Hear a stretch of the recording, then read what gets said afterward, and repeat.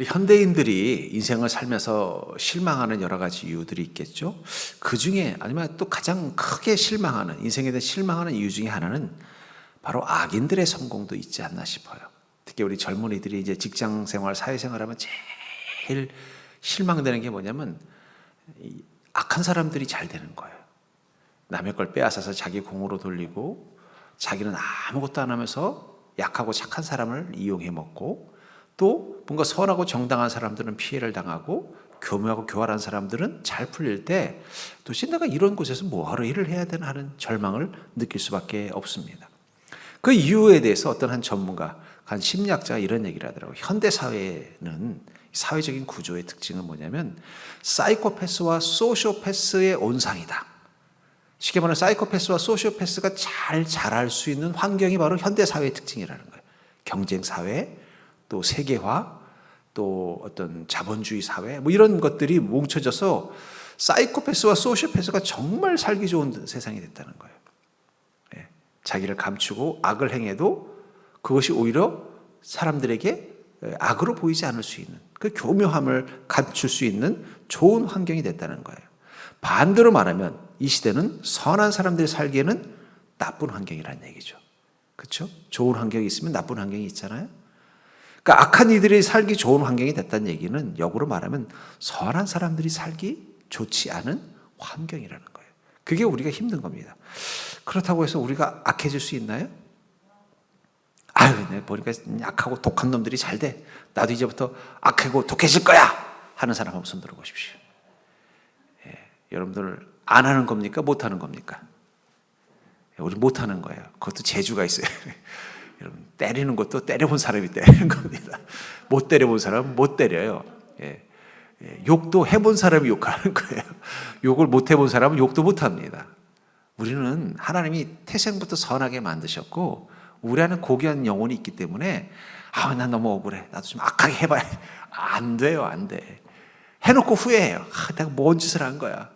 그러니까 사실은 우리는 소위 못나서 악해지지 못하는, 잘나서 악해지지 못하는 게 아니라 못나서 악해지지 못하는 거예요. 나쁜 짓을 할 줄 몰라서 그런 거예요. 그러니까 여러분들 내가 이렇게 착하게 살다가 억울한 일 당하면요, 아유 못난 거, 내가 못나서 그렇구나 이렇게 생각하시기 바랍니다. 왜냐하면 우리 안에 이 악을 행할 능력이 없는 거예요. 그러니까 어떻게 돼요? 자꾸 세상 속에서 이 악인들의 성공에, 또 악인들의 득세에 자꾸 피해를 보고 또 상처를 받고, 그러면서 인생에 대해서 실망하는 것은 당연한 것일지도 몰라요. 우리 그리스도인이 이 시대에 실망하는 건 너무 당연한 거예요. 왜냐하면 이 시대 사회 구조가 어떻다는 거예요? 악인들이 잘 될 만한 사회 구조라는 거예요. 선한 자들은 오히려 잘 안 되는. 왜? 이 농작물도 그렇잖아요. 옛날에는 우리나라 사과의 산지가 어딘지 아세요? 사과하면 대구였어요. 요즘은 사과하면 대구가 아니래요. 대구에서는 사과가 잘 안 되는데요. 요즘은 충주도 지나가지고 저기 인제 사과가. 왜 그렇습니까? 환경이 사과가 안 자라는 환경이 된 것처럼 이 시대는 선한 자가 잘 되기 힘든 환경이라는 거예요. 오히려 악인이 되면 될수록 더 잘 될 수 있는 환경이라는 거예요. 그렇다고 해서 우리가 왜 악한 일을 할 수 없어요? 우리 영혼이 그걸 할 수 있는 능력을 못 가지고 있기 때문이에요. 우리는 하나님의 태생부터 어떻게 해요? 선하게 착하게 살도록 만들어 놓은 겁니다. 그러니까 어쩔 수가 없는 거예요. 나쁜 짓 하면 마음 편하지 않아요. 악을 해서 뭔가 얻어도 그게 하나도 기쁘지 않은 거예요. 손해를 보더라도 선을 해야 조금 발 뻗고 자는 존재가 우리라는 거예요. 특별히 이사야서 26장 7절에 보면은 의인의 길은 정직함이요 정직하신 주께서 의인의 첩경을 평탄하게 하시도다. 우리는 믿음을 가지고 있습니다. 그것은 하나님에 대한 믿음입니다. 그 하나님에 대한 믿음은 뭐라는 거예요? 의인의 첩경을 주님께서 평탄케 하신다는 믿음이 있기 때문에 우리는 악인의 길을 가지 않고 여전히 의인의 길을 가려고 노력하는 것입니다. 그러나 분명한 건 우리 주변엔 악인들이 있다는 거예요. 흉악범도 있지만 자박범도 있어요. 자박범. 티 안 나게 괴롭히는 악당들 있잖아요. 흉악범도 있지만 정말 저런 악당들을 하는 사람도 있지만 이 자박범도 있어요. 자박범. 그냥 좀 보면 좀 미워 죽겠는데 뭐라고 어떻게 할 수도 없고, 얼마나 교묘한지 이건 뭐 어떻게 할 수도 없고, 나는 그 피해를 고스란히 당하는데 남들은 전혀 모르고 그 사람 착해 보이던데 하는 아주 교묘한 사람들이 있단 말이에요. 그럼 그런 사람들을 우리가 어떤 시각으로 봐야 되냐? 저는 그것을 통해서 하나님께서 이 악인들을 어떻게 대하는가, 또 그런 악한 자들을 하나님은 어떤 눈으로 보는가를 봄을 통해서 여러분들 믿음의 눈으로 그들과 함께할 수 없는 밖에 없는 세상 속에서 그들과 함께하는 자가 될 수 있기를 주의 이름으로 축복합니다. 오늘 본문에 나오는 이 아비멜렉은 이 기드온의 아들이에요. 기드온에게는 70여 명의 아들이 있었는데 그 중에 이 아비멜렉이라는 아들은 원래 집안 자체도 그 어머니가 이방인 세겜족이라는 별로 좋지 않은 종족의 어머니를 둔 기드온이 왜 그랬는지 모르겠어요. 기드온도 좀 나중에 좀 원래 그랬는지 바람이 좀 났는지 좀 너무 권력이 생기니까 사람이 좀 변해서 그랬는지 모르겠지만 어쨌든 그 이 아비멜렉이 가만히 보니까 자기는 어머니도 이스라엘 유대인도 아니고 이스라엘 민족도 아니고 보니까 또 아버지의 형제도 70명이나 되니 자녀들이 70명이나 되니 자기한테는 뭔가 이 권력이 안 올 것 같은 거예요. 그래서 어떻게 할까 고민하다가 그렇다면 자기의 목에 이 세겜족을 찾아가서 뭐라 그러냐면 이 70명들이 다 기드온의 뒤를 이어서 이 사사가 되면 너희들에게 무슨 유익이 있냐? 나를 좀 도와다오. 그럼 내가 그들을 다 죽이고 이스라엘의 왕이 되면 내가 너희들 편이 되어 주겠다. 이 말을 듣고선 세겜족들은 어차피 이제 뭐 부계는 아니고 모계지만은 같은 혈족이니까 자신들이 자금을 내줍니다. 그래서 그 자금을 가지고 아비멜렉은 소위 말하는 건달들, 소위 말하는 이제 용병을 사가지고는 자기 형제 이복 형제들을 다 죽여버린 거예요. 그 중에 한 명만 살아남아서 이제 도망가게 됩니다. 얼마나 악한 거예요. 자기가 권력을 갖기 위해서 자기 형제들을 다 죽이고 심지어는 어떻게 해요? 악을 행하는 것입니다. 그랬으면 둘이 잘 지내면 좋은데 이게 세겜족이 보니까 뭐 자기 친계도 아니고 모계고 또 어차피 이제 이 일을 잊고 나서 이제 뭐 이제 갑자기 이제 세겜족이 힘이 생기니까 오만방자해져 가지고 또 아비멜렉을 무시하는 거예요. 화가 난 아비멜렉이 이스라엘의 군대를 동원해서 공격을 한 겁니다. 그 속에서 세겜족도 몰락을 당하고 그 세겜족과 싸우는 과정 가운데서 아겜족이 죽게 된 장면을 통해서 그렇다면 하나님은 어떻게 이 악인들을 다루시는가? 이걸 통해서 여러분들의 인생 가운데 있는 이 아비멜렉과 같은 사람들, 이 세겜족과 같은 사람들을 영적으로 바라보는 믿음의 눈이 있기를 바랍니다. 먼저 하나님은요 악을 악으로 심판하신다는 걸 기억하시기 바랍니다. 하나님 심판하실 때 악으로 악을 심판하실 때도 있다는 것을 기억하시기 바랍니다. 본문의 56절과 57절에 보니까 아비멜렉이 그의 형제 70명을 죽여 자기 아버지에게 행한 악행을 하나님이 이같이 갚으셨고 또 세겜 사람들의 모든 악행을 하나님이 그들의 머리에 갚으셨으니 여룹바알의 아들 요담의 저주가 그들에게 응하니라. 어떻게 했다는 거예요? 아비멜렉이 형제 70명을 죽였잖아요. 그 악을 하나님께서 어떻게 한 거예요? 아비멜렉이 자신의 그 소위 외가 쪽 사람들을 통해서 어떻게 된 겁니까? 비참하게 죽게 만들어서 벌을 주셨고 또 반대로 또 이 세겜 사람들은 악을 행했으니까 하나님께서 그들에게도 이 여룹바알의 아들을 통해서 소위 말하는 이 벌을 내렸다는 것입니다. 이 세겜족은 처음 등장하는 게 뭐냐면 야곱의 시대 때 등장해요. 야곱의 이 딸 디나가 소위 말하는 불미스러운 성폭행을 당한 사건이 바로 그 세겜족 사건이죠.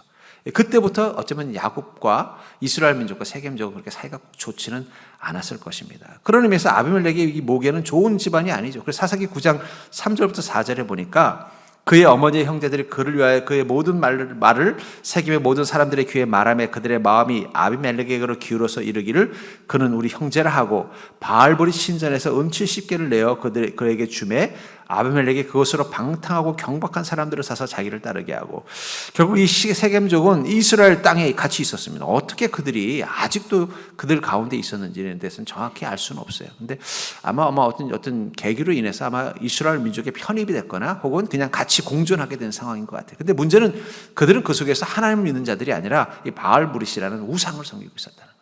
하나님께서 좋아하시겠어요? 안 좋아하시겠어요? 당연히 안 좋아하시죠.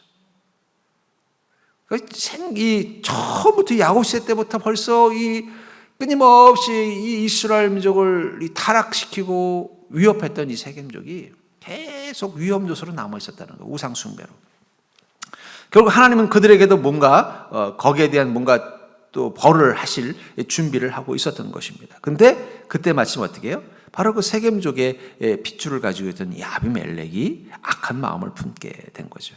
분명히 가나안 땅의 세겜족은 이스라엘 민족에 악한 영향을 주었을 것입니다. 여기 보니까는 바알보리 신전, 그러니까 바알을 섬기는 신들 중에 바알이라는 것은 이제 그 신이라는 뜻이에요. 그러니까 아마 이제 우상을 섬기는 그런 여러 잡신 중에 하나를 섬기면서 그것을 이스라엘 민족에게도 계속 영향을 주고 있었을 것입니다. 당연히 하나님께서는요, 그것을 불편하게 생각하셨고 드디어 이 아비멜렉을 통해서 이 가나안 땅에서 이 세겜족과 바알보릿을 쫓아내게 되신 것입니다.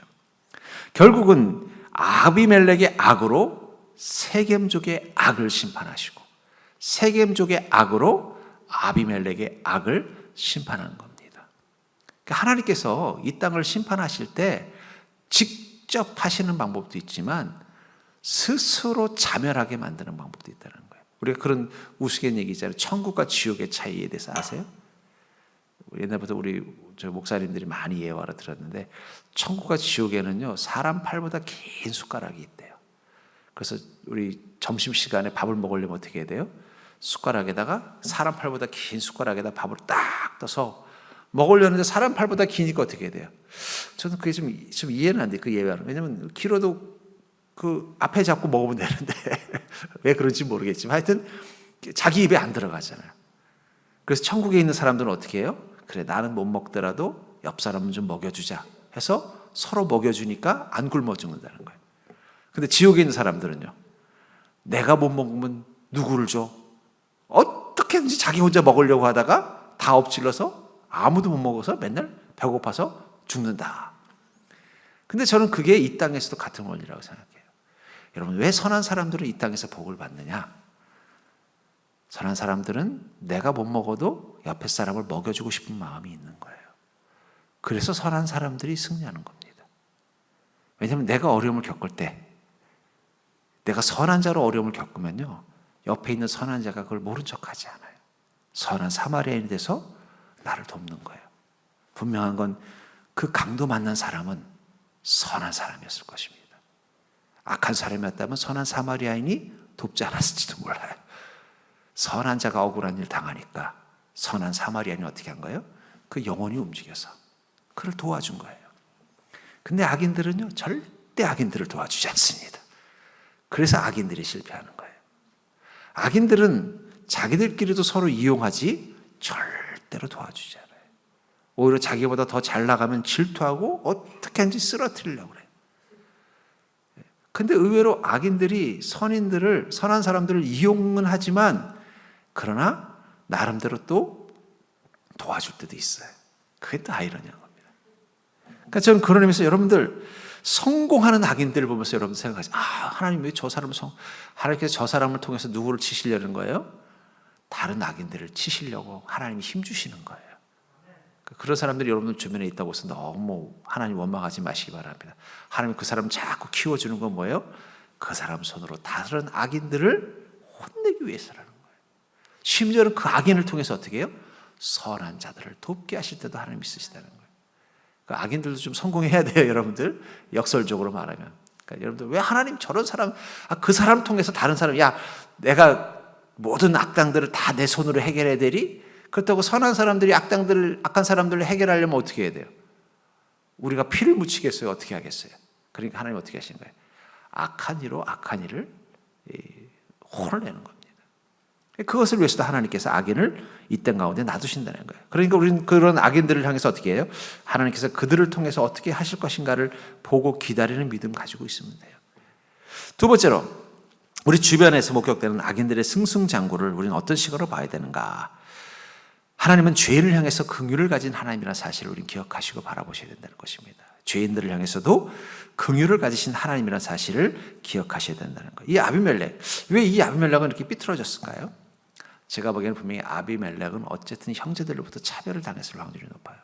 유대 사회에서는요, 아버지가 누구냐도 중요하지만 어머니가 누구냐가 되게 중요합니다. 지금도 유대인들은요, 어머니가 유대인이 아니면 유대인이 아니에요. 쉽게 말하면 아버지는 유대인이고 어머니가 미국 사람이면요, 소위 말 다른 어떤 아리아계 게르만족이면은 그 자식은 유대인이 될 수가 없어요. 근데 아버지는 설령 뭐 흑인이든 뭐는 하든 어머니가 유대인 계통이면 그 사람은 유대인의 자격을 갖습니다. 그래서 실제로 이스라엘에 가면 유대인들을 보면 까만 유대인, 뭐 노란 유대인, 하얀 유대인 다 있대요. 왜냐면 이 목에만 유대인이면 되는 거예요. 목에만 쫙. 그러니까 그게 전통이란 분명히 그때도 어땠습니까? 아비멜렉에 대해서 아비멜렉에 대해서 기드온 살은 이복 형제들이 무시했을 거예요. 아이고 저 엄마가 저 세겜족이잖아. 우리 옛날 조상 야곱 시대 때 우리하고 아주 악연이 많았던. 어떻게 해요? 우리 아버지는 저런 족속의 여자를 사랑하셔가지고 그래 저런 망나니를 낳아가지고 우리를 부끄럽게 이런 식으로 어떻게 했을까요? 분명히 아비멜렉을 차별했을 거예요. 아비멜렉 마음속에 한이 맺혀 있었으니까 어느 순간 기회를 보고 어떻게 한 거예요? 자기 형제들을 다 잔인하게 했을 것입니다. 그렇다면 분명히 아버지 기드온은 아비멜렉을 보면서 어떤 마음이었을까요? 좀 미안함이 있었겠죠. 기드온의 자식이지만 대접받지 못했을 거예요. 마치 우리가 옛날에 조선시대 때 서자 뭐 아버지 입장에서는 얼마나 미안하겠어요. 그렇죠? 자기 아들이지만 엄마가 양반이 아니라는 이유로 대접 못 받고 차별당할 때 아버지 입장에서는 미안한 겁니다. 근데 옛날 어른들은 미안하면은 미안하다고 말하면 좋은데 미안할수록 더 화를 내니까 아버지를 아버지라고 못 불러서 그렇지만 다 그런 마음이 있는 게 부모의 마음이잖아요. 하나님도 그런 마음일 거라는 거예요. 아유, 저것 내가 참 마음이 아픈 거죠. 가인도 보십시오. 하나님 가인이 악을 행했지만 어떻게 하셨어요? 창세기 4장 14절부터 15절에 보니까 주께서 오늘 이 지면에서 나를 쫓아내시온즉 내가 주의 낯을 배웁지 못하리니 내가 땅에서 피하며 유리하는 자가 될지라 물은 나를 만나는 자마다 나를 죽이겠나이다. 여호와께서 그에게 이르시되 그렇지 아니하다. 가인을 죽이는 자는 벌을 7배나 받으리라 하시고 가인에게 표를 주사 그를 만나는 모든 사람에게서 죽임을 면하게 하시니라. 이 가인이 동생 아벨을 죽인 다음에 하나님께서 와서 야 너 왜 그랬니? 화를 냈더니 그 순간 그냥 겁을 먹고 하나님 제가 왜 그런 짓을 했는지 모르겠습니다. 나 어떻게 하면 좋죠? 이제 사람들이 다 알게 됐으니 나 이제 큰일 났습니다. 그랬더니 하나님 뭐라고 말씀하셨어요? 아니다. 내가 너에게 표를 줄 테니까 이 표가 있으면 너를 만나는 사람들부터 죽임을 면하게 할 거야. 하나님이 그 가인의 악에 대해서 화가 났지만 화와 함께 어떤 마음도 있었던 거예요? 긍휼함도 가지고 있었다는 거예요. 여러분 사랑의 속성이 그렇다는 거예요. 사랑은요 1%의 희망을 갖는 것입니다. 그게 사랑의 역설, 사랑의 신비예요. 그게 무슨 얘기냐? 여러분 왜 부모는 다 거짓말쟁이일까요? 그건 자식들에게 1%의 희망을 가지고 있기 때문에 맨날 빵점 받아오다가 한 번 100점 맞으면요 우리 아이 천재다 그러는 게 부모라는 거예요. 옆에서 보면 기가 막히죠. 맨날 빵점 받다가 어쩌다 보니까 컨닝한 것 같은데 100점 맞아왔다고 우리 아이 천재라고 말하는 것은 부모가 거짓말쟁이라서 그런 게 아니라 사랑이 원래 어떻게 되는 거예요? 1%의 희망을 갖는 게 바로 사랑의 힘이기 때문에 하나님도 마찬가지예요. 악을 행하지만 그 1%의 희망을 놓지 못하려 그래도 저놈 속에 분명히 선한 게 있을 텐데. 그래서 요나서 4장 11절에 보면은 이 니느웨 성을 멸망시키는 이 사건 가운데 하나님이 요나를 보내서 그들의 죄를 회개케 합니다. 그래서 요나가 그냥 입이 뾰루통 해가지고 하나님 어떻게 그렇게 하냐고 이 못된 것들을 왜 하나님 이렇게 하시냐고 말도 안 된다고. 그때 하나님께서 이렇게 말씀하시죠. 이 큰 성읍 니느웨에는 좌우를 분별하지 못한 자가 12만여 명이요 가축도 많이 있나니 내가 어찌 아끼지 아니하겠느냐. 여러분 하나님은 사랑의 하나님입니다. 우리 그걸 기억하셔야 돼요. 왜 하나님 왜 저 사람들로 놔두세요? 그러면 하나님 뭐라? 야 내가 너도 사랑해 줬는데 걔네들은 모른 척 해야 되겠냐? 내가 너의 죄도 용서하고 너의 허물도 용서하고 너의 악도 다 눈 감아줬는데 내가 걔한테도 기회를 좀 줘야 되지 않겠니? 이렇게 말씀하실 확률이 높다는 거예요.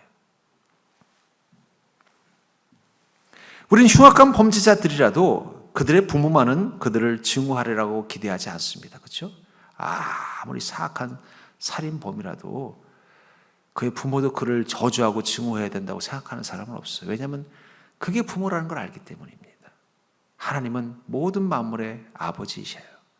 결국은 그들이 선을 행하든 악을 행하든 내 자식의 악이기 때문에 마음 아파할 수밖에 없다는 거예요. 그렇기 때문에 여러분들 우리는 때로는 악인을 증오합니다. 그냥 우리는 부모가 아니니까. 그러나 주님의 마음을 깨닫는 순간 우리는 증오할 수가 없어요. 기도할 뿐입니다. 하나님, 저 사람들 정말 못됐고, 저 사람들 때문에 정말 나도 힘들고 피해를 당하고 어렵지만 그러나 참 불쌍하겠네요, 하나님 보시기에. 그러니 하나님, 그들에게 주님의 은혜를 허락하여 주시옵소서. 그들을 변화시켜 주시든지 제가 그들에게 고통받지 않도록 도와주시옵소서. 우리 그렇게 기도하지 하나님 죽여주시옵소서 힘들다는 거예요. 왜냐하면 우리가 주님의 마음을 알기 때문이에요. 그렇기 때문에 하나님께서는 그들을 향해 긍휼을 가지고 기다리십니다. 그랬을 때 그 악인들은요, 두 가지로 반응해요. 하나는 회심하는 겁니다. 마치 삼손처럼. 삼손이 하나님 앞에서 악을 행하고 어리석은 짓을 하다가 나중에 어떻게 돼요? 그 값을 치르고 나서 회개하잖아요. 그때까지 기다리는 거죠. 아니면은 이 아비멜렉처럼 심판을 경험하게 된다는 거예요. 그래서 중요한 건 그들이 회심을 하든 심판을 하시든 그건 우리는 하나님께서 하실 거라는 걸 믿고 하나님께서 그 마음을 정하실 때까지 우리는 기다려주는 게 그게 자식된 도리라는 거예요. 둘째 탕자가 이 아버지 앞에서 무례하고 전 재산을 다 상속받아가지고 화랑방탕하게 쓰고 돌아왔을 때 어떻게 됐어요? 아버지는 기뻐하고 또 축복했지만 큰아들은 어떻게 했어요? 입이 부르떡했잖아요. 그 장면에서 우리가 봐야 되는 것은 큰아들이 이 집안의 후계자가 되려면 아버지의 마음을 가져야 된다는 거예요. 아버지의 마음을 갖고 어떻게 해요? 아이고 저 못난 놈, 그래도 집으로 온 것만 해도 어디야? 그리고는 야 너 고생했지? 와서 밥 먹자. 무슨 그런 정도는 해줘야죠. 그리고 나서 너 왜 그렇게 했니? 너 이제 앞으로 어떻게 살 거니? 그건 그 다음 단계라는 거예요. 근데 그 형은 어떻게 했어요? 난 절대 내 동생하고는 얼굴도 안 볼래요. 그건 자기 방에 들어 안 나와버리더라는 거예요. 그렇게 되면서 우리가 악인들을 바라볼 때 주님의 마음으로 볼 수 있는 자가 되기를 주님으로 축복합니다. 중요한 건 하나님은 그들에게도 아버지시라는 거예요. 그래서 하나님 기다리고 계신 거예요. 우리가 하나님보다 먼저 움직이지 맙시다. 하나님 분명히 그들을 치료하시든 아니면 심판하시든 하실 것입니다. 주님께 맡기는 수밖에 없다는 거예요. 세 번째로 악인들의 승승장구를 우리는 어떤 시각으로 봐야 될까? 분명한 건 하나님의 큰 그림 속에서 악인의 성공은 실패라는 것입니다. 하나님의 큰 그림과 계획 속에서 악인의 성공은 반드시 실패로 끝나게 되어 있다는 사실을 기억하시기 바랍니다. 본문 53절과 55절에 보니까 이 아비멜렉이 이스라엘 군대를 이끌고 가서 이 세겜족들을 다 몰살시키려고 하는데 이제 아마 이제 큰 성읍들은 다 몰살시켰고 이제 얼마 남지 않은 이제 소위 말하는 이제 어린아이와 여성들만 남은 마지막 이제 소위 피난처를 이제 공격을 하고 있었는데 그 속에서 한 여인이 돌을 하나 던졌는데 하필이면 그 돌이 아비멜렉에게 뚝 떨어져 가지고 심각한 중상을 입고 죽게 생긴 거예요. 그리고 나서는 이제 끝났나 보다 하고는 이제 어차피 그 성에 있는 사람들 몇 명 뭐 죽이지 않는다고 해서 뭐 전 세계 대세가 끝나는 것도 아니고 뭐 바뀌는 것도 아니니까 결국은 이스라엘 사람들이 이제는 전쟁을 끝내고 자기 집으로 돌아가고 세겜족은 이제 다시는 회복될 수 없는 심각한 타격을 입고 이제는 완전히 이제 그 족속 자체가 흐트러져 버리는 상황까지 간 것입니다. 아마 분명히 가면서 그런 얘기들을 했을 것 같아요. 이 이스라엘의 이제 이 아비멜렉을 사사로 섬겼던 왕으로 섬겼던 이스라엘의 이 군인들이나 이런 사람들은 그럴 거예요. 아이고, 저 아비멜렉도 불쌍하지. 그 왕이 되려고 그렇게 집착하더니 결국은 비참한 종말로 끝나버리고 말았네. 처음에는 그의 힘이 무서워서 어쩔 수 없이 따르던 그들도 마음속으로 보내는 거예요. 아이고, 그렇게 가족들에게 악을 행하고 왕이 되고 싶은 그 욕망 때문에 저런 행동을 하더니 결국은 저렇게 비참하게 끝났네. 아마 처음에는 그를 따르던 사람, 그들과 함께 어쩔 수 없이 아비멜렉과 함께 이 전쟁에 참여했던 사람들 중에는 아이고, 내가 아비멜렉이 힘이 있는 왕 같은 존재니까 따라가지만 왜 하나님은 저런 악한 사람을 우리 대장 되게 하셔서 우리를 힘들게 할까? 뭐 이런 생각을 한 사람도 있을 거예요. 하나님 이해가 안 된다. 어떻게 저런 사람을 사사로 두시지? 사사는 하나님께서 택하신 선한 자이고 의로운 자이고 하나님의 권능을 행하는 자인데 어떻게 저런 악당이 사사가 되지? 하나님 참 이해가 안 된다 라고 생각을 했는데 아비멜렉이 비참하게 죽는 것을 보고 나가면서 뭐라는 거예요? 그러면 그렇군. 하나님의 계획 속에서는 악인은 결코 끝까지 선할 수 없구나. 오늘 뭐 서정 초등학교 100주년이라면서요. 아마 동창회들을 할 거예요. 그럼 여러분 동창들이 성공한 동창이 어떤 사람이에요? 아마 초등학교 다닐 때는 공부 잘하고 여학생들한테 인기가 있고 또 선생님께서 인정해 주는 친구가 성공한 애들일 것입니다. 대학교 들어가서는요, 뭐 좋은 대학 들어간 친구가 야, 너 성공했구나 그랬을 거예요. 그렇죠? 30대 때 동창회라면요, 좋은 직장 들어가고 예쁜 아내 만나서 잘 사는 친구가 성공했겠구나 하는 거예요. 40대가 되면요, 그 직장에서 승진해가지고 혹은 자기가 사업을 해서 재산을 좀 모으고 한 친구가 야, 너 성공했겠구나 라고 말할 거예요. 또 50대가 되면은요, 이제는 자식들이 또 좋은 대학 가고 해서 야, 너 자식들이 잘 됐다며 야, 성공했겠구나 할 겁니다.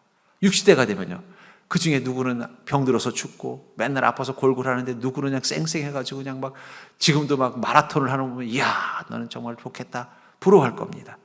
은퇴해서 80대가 되면은요, 남들은 할 게 없어가지고 그냥 뭘 해야 되나 하는데 그래도 자기가 뭐 할 일이 있어가지고 나가서 뭐 일도 하고 막 재밌게 잘 지내는 걸 보면은요, 야, 너 성공했구나. 10대 때부터 80대까지 이걸 다 누리는 사람도 있으면 좋겠지만 아마 학교 다닐 때는 공부도 잘하고 여자 학생들한테 인기도 많았는데 그러면 대학을 못 가가지고 또 고생해서 아이고 야, 쟤는 학교 때는 잘 나가더니 대학교도 못 가고 쟤 저러네 하는 친구도 있을 것이고요.